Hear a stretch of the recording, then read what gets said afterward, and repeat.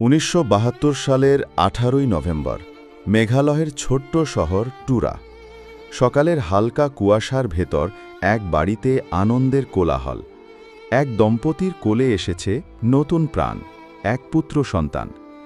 বাবা মা নাম রাখলেন জীবন বরঠাকুর। বাবা মোহিনী মোহন বরঠাকুর ছিলেন একজন ম্যাজিস্ট্রেট, কিন্তু তার হৃদয়ে বাস করত কবিতা।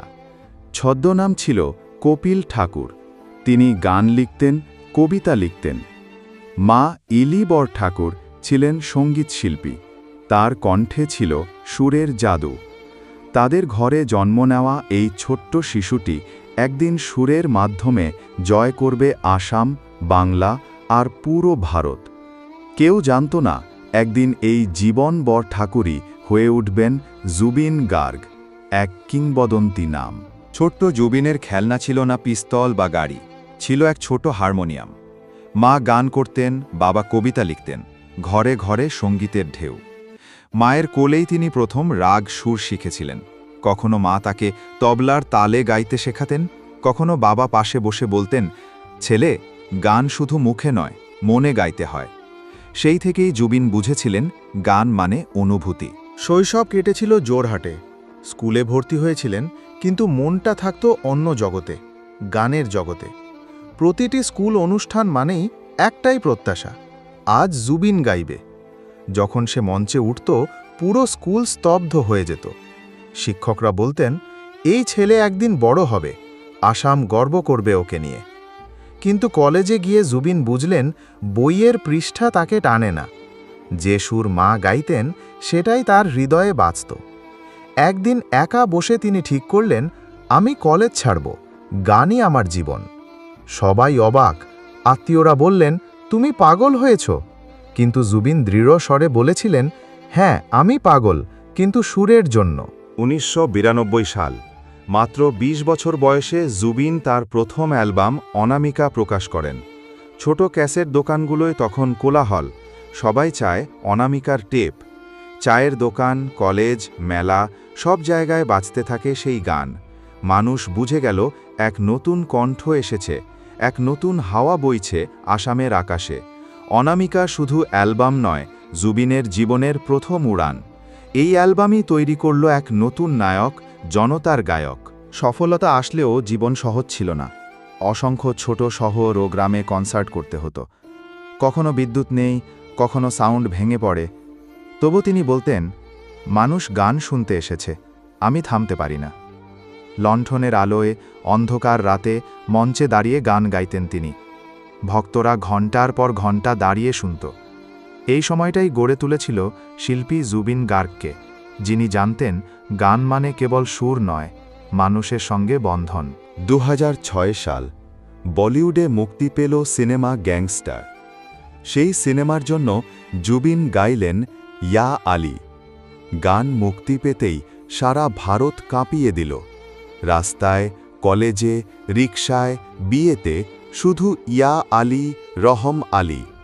এই এক গানেই রাতারাতি ভারতের কোটি মানুষের হৃদয়ে জায়গা করে নিলেন জুবিন। সংবাদ মাধ্যম লিখল, এক নতুন কণ্ঠ জয় করেছে বলিউড। এই গানই হয়ে উঠল তার পরিচয়, তার সম্মান, তার উজ্জ্বল পতাকা। ২০০২ সালে জুবিন বিয়ে করেন সঙ্গীতশিল্পী গরিমা সাইকিয়াকে। একসঙ্গে তারা গাইলেন, একসঙ্গে জীবন কাটালেন। তাদের সংসার ছিল হাসি, প্রেম ও গানের মেলবন্ধন। জুবিন সবসময় বলতেন, গরিমা শুধু আমার স্ত্রী নয়, সে আমার প্রেরণা। তারা একসঙ্গে অনেক মিউজিক ভিডিও, কনসার্ট ও দাতব্য কার্যক্রমে অংশ নেন। জীবনের উজ্জ্বল আলোর মধ্যেও নেমে এলো অন্ধকার। তার প্রিয় বোন জানকী বরঠাকুর এক দুর্ঘটনায় মারা গেলেন।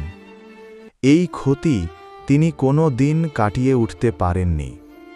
প্রতিবার গান গাওয়ার সময় বোনের মুখ চোখে ভেসে উঠত। অনেক সময় স্টেজে দাঁড়িয়েই তার চোখ ভিজে যেত। তিনি বলতেন, আমার বোন আজও আমার গানের মধ্যে বেঁচে আছে।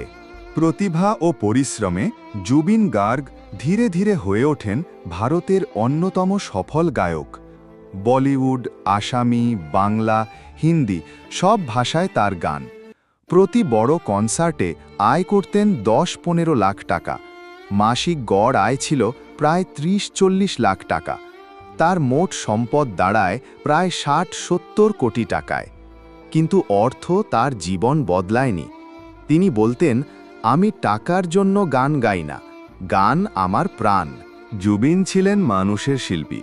তিনি বারবার প্রমাণ করেছেন, সঙ্গীত শিল্পী মানে শুধু গায়ক নয়, একজন সমাজসেবীও। অসহায়ের পাশে তিনি নিজের অর্থে গরিব মানুষদের সাহায্য করতেন। বন্যায় ক্ষতিগ্রস্তদের জন্য ত্রাণ সংগ্রহ করতেন।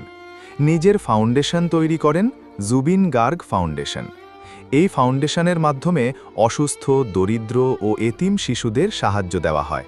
সামাজিক আন্দোলনে অংশগ্রহণ। সিএএ, এনআরসি আন্দোলনের সময় তিনি ছিলেন আসামের কণ্ঠস্বর। মঞ্চ থেকে ঘোষণা করেছিলেন, আমি কোনো দলের নই, আমি মানুষের। তার গান পলিটিক্স নকরি বা বন্ধু হয়ে ওঠে প্রতিবাদের প্রতীক। প্রকৃতির প্রেম। তিনি নদী, পাহাড় ও বন ভালোবাসতেন। গাছ কাটা বা দূষণের বিরুদ্ধে বহুবার বক্তব্য দিয়েছেন। বলতেন, গান যদি নদীকে ভালোবাসে, নদীও তোমাকে ভালোবাসবে। মানবিক কাজ। তিনি হাসপাতাল, স্কুল, এতিমখানা সব জায়গায় গেছেন। রোগীদের পাশে বসে গান গেয়ে শান্তি দিতেন। 2025 সালের 19 সেপ্টেম্বর সিঙ্গাপুরে বিশ্রামে ছিলেন জুবিন।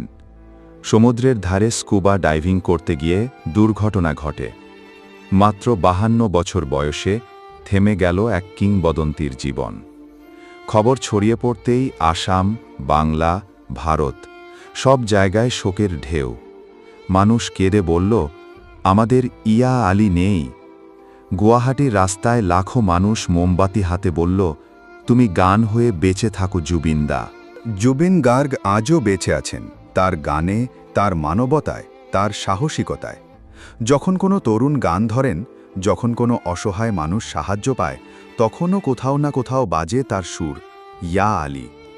আজও তার ফাউন্ডেশন অসহায়দের পাশে কাজ করছে। প্রতি বছর তার জন্মদিনে ভক্তরা রক্তদান, বৃক্ষরোপণ, ত্রাণ কর্মসূচি আয়োজন করে। মানুষ বলে, জুবিন গার্গ শুধু একজন গায়ক নন, তিনি একজন অনুভূতি। জীবনের শেষ পর্যন্ত জুবিন গার্গ গানকে ভালোবেসেছেন। তিনি শিখিয়েছেন, শিল্প মানে দায়িত্ব, গান মানে ভালোবাসা। তিনি দেখিয়েছেন, একজন শিল্পী যখন সমাজের পাশে দাঁড়ায়, তখন সে মানুষকে পরিবর্তন করতে পারে। তার কণ্ঠে ছিল হৃদয়ের সুর, চোখে ছিল মানবতার আলো, আর জীবনে ছিল এক নিরন্তর বার্তা। মানুষ চলে যায়, কিন্তু গান থেকে যায়।